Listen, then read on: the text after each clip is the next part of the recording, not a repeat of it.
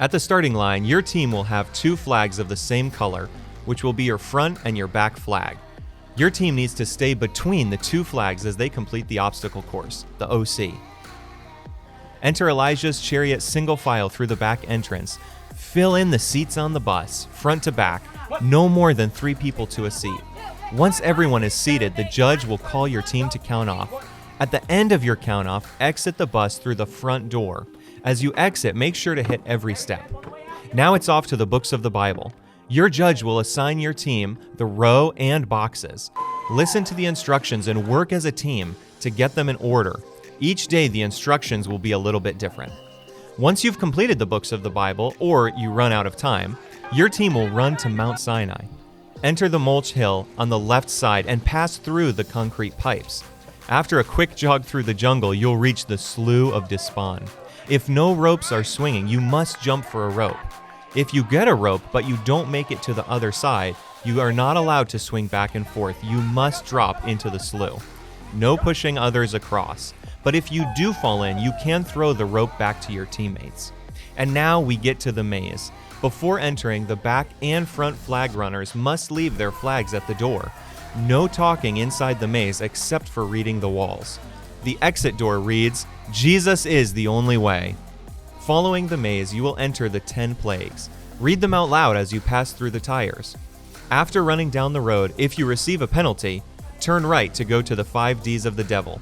Dodge the swinging balls while balancing on a wood plank, one at a time. Next is the needle's eye. Jump or climb through and head to Jacob's ladder. It may look high, but you can do it. Make sure to stay within the brightly colored boundary markers. When crossing the entrance bar, the top bar, and exit, make sure to keep your belly to the bar. As you go down the ladder, make sure you are facing the net. No jumping off the ladder. Directly after Jacob's ladder is the Red Sea.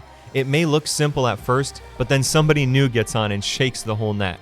Remember to stay within the boundary markers. We've now made it to the final destination, the wall. In order to begin this obstacle, a leader and 6 team members must be present.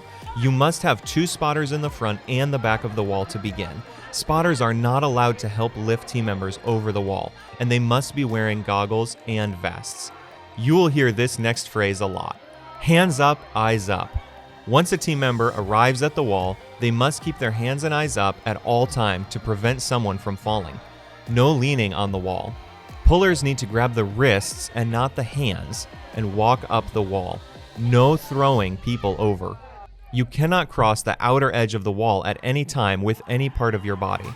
On your way down the back side of the wall, make sure to step on every step.